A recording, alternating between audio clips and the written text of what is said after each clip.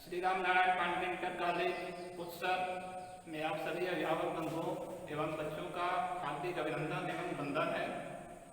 जैसा कि बच्चों पिछले वीडियो में हमने सत्ता का बंटवारा व्यवस्था को आपके सामने दिया। नागरिक शास्त्र के अंतर्गत दूसरा लेसन हम पढ़ाने जा रहे हैं आपको संघवाद। इस संघवाद क्या है? संघ मीन्स होता है एक निजी व्यवस्था, वाद मीन्स होता है उसके अंतर्गत अपनी भागीदारी। तो ऐसे में संघवाद में एक से अधिक व्यवस्था ऊर्ध्वाधर व्यवस्था है, शासन का ऊर्ध्वाधर व्यवस्था कहलाता है। तो संघवाद के अंतर्गत एक से अधिक व्यवस्थाएं एक ही राष्ट्र में, एक से अधिक व्यवस्थाएं एक ही राष्ट्र में जो है शासन संचालन के लिए व्यवस्थित हो, ये संघवाद है। अर्थात केंद्रीय सत्ता के माध्यम से राष्ट्र का शासन संचालित हो और उस संचालन के लिए एक से अधिक व्यवस्थाएं भी मिलकर के अपनी अपनी व्यवस्था को संचालित करना ही संघवाद है। तो आपको समझ में आ जाना चाहिए संघवाद के अंतर्गत किसी भी राष्ट्र में एक निजी व्यवस्था के अंतर्गत सरकारों का अपना अपना अहम रोल होता है और उस रोल में केंद्रीय गवर्नमेंट और प्रांतीय गवर्नमेंट दोनों मिल करके एक ही नागरिक समूह के ऊपर अपना शासन करती है। अर्थात उनका कल्याण, उनके बारे में सोचना, उनके हित को ध्यान में रखना, उनके मौलिक अधिकारों का रक्षण करना एक केंद्र गवर्नमेंट की भी जिम्मेदारी होती है और राज्य सरकार की भी जिम्मेदारी होती है। तो दोनों आपस में मिल करके जब राष्ट्र की व्यवस्था को क्रियान्वित करते हैं तो आप समझ लीजिए कि वहां का शासन संघवादिता पर आधारित है। तो आगे हम आपको लेकर के चल रहे हैं। संघवाद को हमने आपको बताया क्या है संघवाद। अब संघवाद की अवधारणा, संघवाद की अवधारणा का तात्पर्य है कि संघवाद कितने स्तरों में चलता है। संघवाद प्रत्येक दुनिया बहुत लंबी चौड़ी है, तो इस संघवाद का भी व्यवस्था अलग अलग रूपों पर चलता है। कहीं एकात्मक शासन होता है और कहीं द्विजात्मक शासन होता है। तो ऐसे में जो है प्रायः संघवाद की अवधारणा बच्चों दो आधार पर चलती है। केंद्रीय गवर्नमेंट के आधार पर चलती है, यानी केंद्रीय सरकार के आधार पर चलती है, और दूसरा जो है वो है प्रांतीय सरकार के आधार पर चलती है। थोड़ा सा समझ लीजिए केंद्रीय व्यवस्था क्या है और प्रांतीय व्यवस्था क्या है। केंद्रीय व्यवस्था जो है पूरे राष्ट्र की व्यवस्था, पूरे देश का संचालन, पूरे देश की जनता के हित के बारे में जो गवर्नमेंट अपनी व्यवस्था, अपने रूल, अपने सिद्धांत के आधार पर शासन संचालन करती है वह केंद्रीय व्यवस्था या केंद्रीय सरकार कहलाती है। दूसरा है प्रांतीय सरकार, यानी कोई भी देश एक से अधिक भागों में शासन को सुचारू रूप से चलाने के लिए छोटे छोटे भागों में बांट दिया जाता है ताकि जनप्रतिनिधि अपने व्यवस्था के आधार पर, अपने राजनीतिज्ञता और कुशलता के आधार पर जनता तक उनकी व्यवस्थाएं पहुंच जाएं। तो ऐसी स्थिति में संघवाद की अवधारणा के अंतर्गत एक प्रांत की भी व्यवस्था की जाती है, यानी प्रांतीय गवर्नमेंट की भी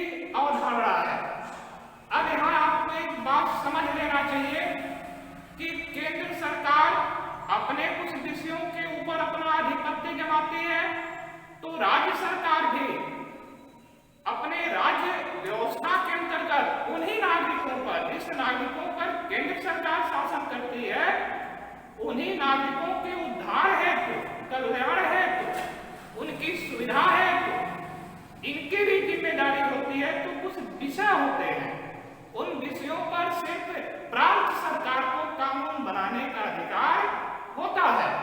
अर्थात केंद्र गवर्नमेंट भी एक ही राष्ट्र की जनता के ऊपर शासन संचालन करता है और प्रांतीय गवर्नमेंट भी एक ही देश के यानी अलग अलग खंडों में बंट करके अपने अपने क्षेत्र की जनता के ऊपर शासन संचालन करता है। वहाँ भाषा भी अलग हो सकता है। जैसे आप अपने देश का एग्जाम्पल हम दे रहे हैं, जैसे पंजाब हो गया, तो पंजाब में प्रांतीय सरकार है मान लीजिए, तो प्रांतीय सरकार के अंतर्गत वहाँ एक क्षेत्रीय व्यवस्था है, तो वहाँ शिक्षण संस्थान में जो है पंजाबी भाषा को प्रमुखता दिया जाएगा। अर्थात वहाँ के शिक्षण व्यवस्थाओं में, स्कूलों में जो है एक सब्जेक्ट पंजाबी जरूर रहेगी जिसे वो बताएंगे। आपको बंगाल की तरफ से करके चलते हैं, वहाँ भी प्रांतीय व्यवस्था है, तो वहाँ सारे विषयों को पढ़ाएंगे, ठीक है, लेकिन चूंकि बंगाल एक अलग प्रांत है, उसकी अस्मिता को दिखाना है उन्हें, तो वहाँ भी क्या होता है बच्चों, वहाँ बांग्ला भाषा को तवज्जो दिया जाता है। तो उनके पाठ्यक्रम में एक भाषा बांग्ला भाषा होती है जो प्रमुख भाषा होती है। इसके अलावा आपको हम गुजरात की तरफ लेकर के चलते हैं, सारे विषयों की पढ़ाई होगी वहाँ, लेकिन क्योंकि वह एक प्रांत है, उसकी अपनी एक व्यवस्था है, तो उसे दिखाने के लिए वहाँ के पाठ्यक्रम में गुजराती भाषा को प्रमुखता दी जाती है। लेकिन केंद्र गवर्नमेंट में ऐसी कोई व्यवस्था नहीं होती है। वह पूरे राष्ट्र की जनता के लिए समरूपता के आधार पर कुछ विषय होते हैं, जैसे मान लीजिए रेलवे हो गया, बैंकिंग हो गया, तो इस तरह के तार विभाग हो गया, संचार विभाग हो गया, तो इन सब पर केंद्र गवर्नमेंट का अधिकार होता है। तो इस पर वह कानून बनाते हैं, वो व्यवस्था को चलाते हैं। खास उद्देश्य सबका है, सिर्फ जनता का कल्याण करना। अब आइए आपको लेकर के चलते हैं हम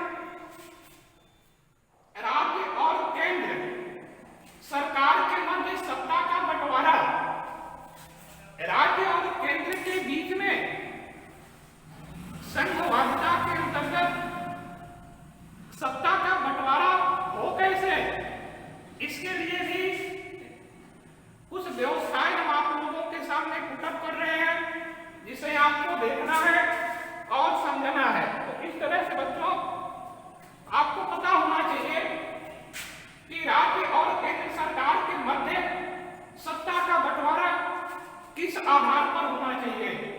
तो इसमें 2 पॉइंट दिया गया है, यानी पूरी दुनिया में, पूरे वर्ल्ड में आपको राज्य और केंद्र सरकार के मध्य जो सत्ता का बंटवारा होता है वह सिर्फ 2 आधार पर होता है। कितने आधार पर?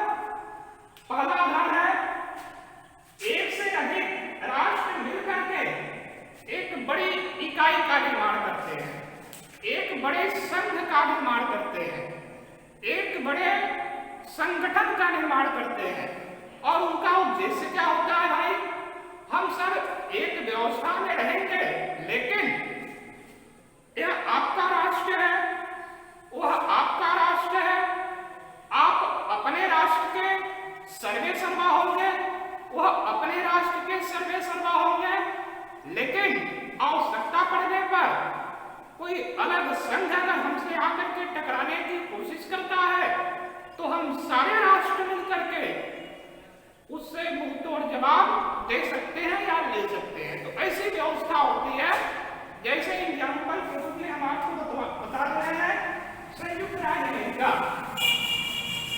संयुक्त राज्य अमेरिका में बहुत सारे देश हैं, वहां पर बहुत सारे देश हैं बच्चे, और वह सारे देश अपने अपने रूल और सिद्धांतों के आधार पर शासन संचालन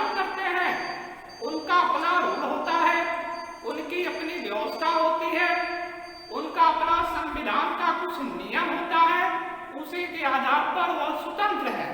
यानी अपने राष्ट्र की व्यवस्था का संचालन करने के लिए उन्हें किसी दूसरे राष्ट्र का कोई भी अन्य सहयोग लेने की आवश्यकता नहीं पड़ती है, लेकिन वह सब एक ही संघ के अंतर्गत लिप्त रहते हैं।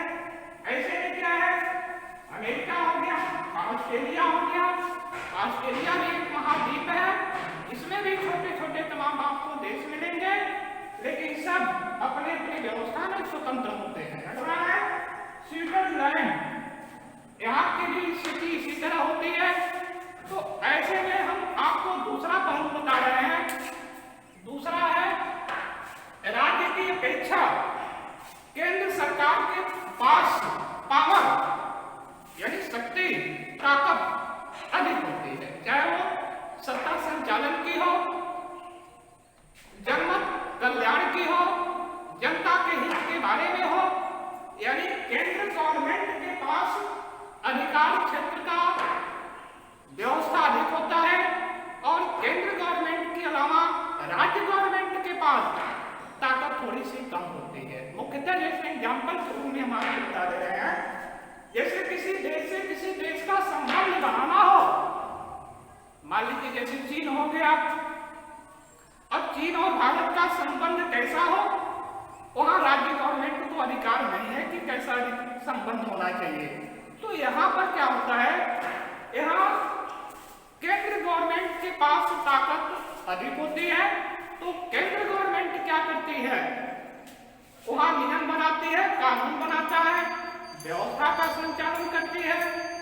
राज्य सरकार का क्या अधिकार है, वह जैसे मान लीजिए शिक्षा पद्धति में हम किस तरह का कुछ सुधार विशेष कर ले, किस पर वो स्वतंत्र होती है। तो राज्य की अपेक्षा केंद्र गवर्नमेंट में ताकत अधिक हो, अधिकार क्षेत्र अधिक हो। तो इसके लिए आप एग्जाम्पल पूर्व में जैसे भारत हो गया, बेल्जियम हो गया, स्पेन हो गया।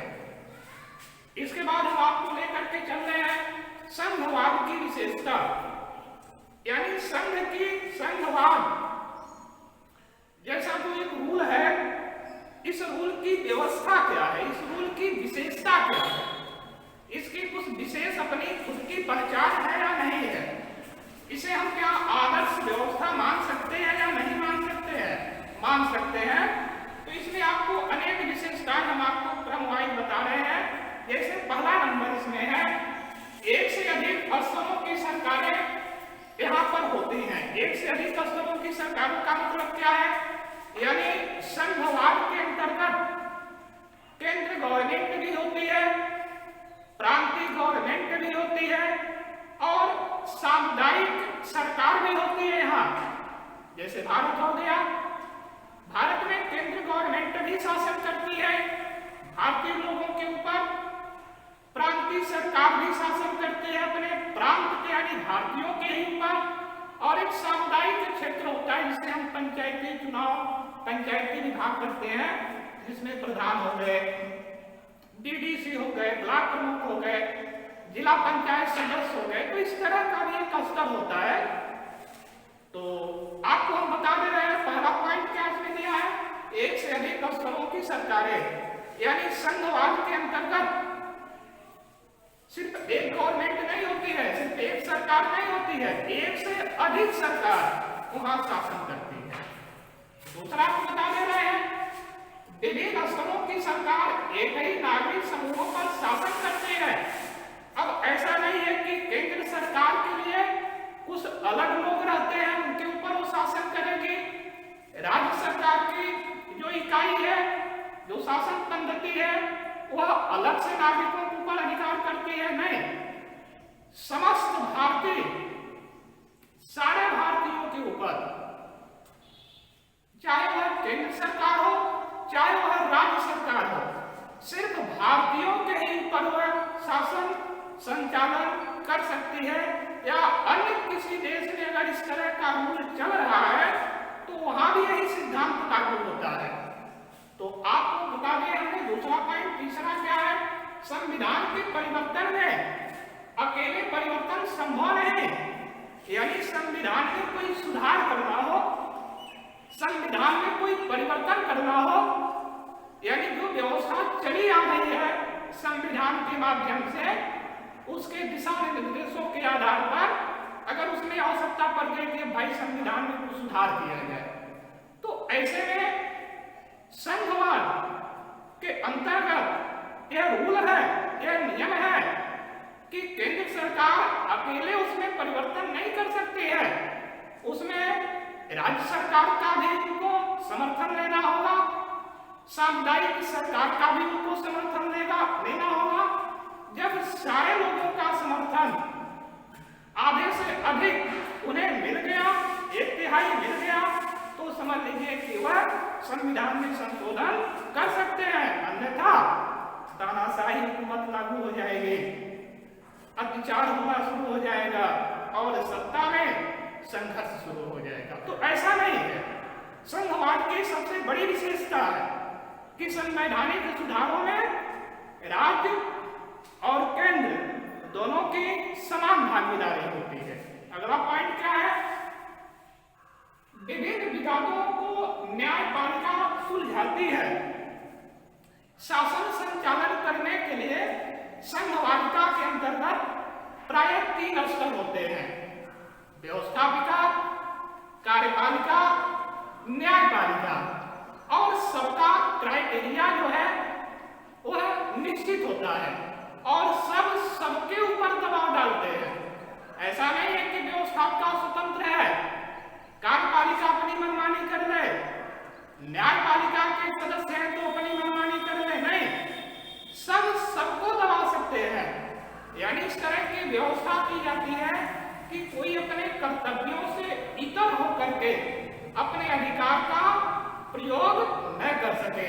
यानी सबको सामंजस्य बना करके चलने के लिए वो जो व्यवस्था की गई है वह संघवाद की एक विशेषता होती है, जिसमें विभिन्न विभागों को, चाहे प्रांतों के बीच में हो, यानी एक राज्य से दूसरे राज्य के बीच में हो, या एक राज्य का केंद्र सरकार के साथ हो, तो इस तरह का अगर आपस में कोई फसाद शुरू हो गया, कोई विवाद शुरू हो गया, तो उसका निर्धारण, उसका फैसला सुनाने के लिए एक अलग व्यवस्था है जिसको हम न्याय पालिका कहते हैं, न्यायालय कहते हैं, न्याय संघ कहते हैं। तो न्यायिक व्यवस्था के अंतर्गत जो है उसका निस्तारण किया जाता है। एग्जाम्पल के रूप में आपको हम बता दे रहे हैं, जैसे असम में है, असम में अन्य प्रांतों के लोगों को भगाने की कोशिश की जाती है,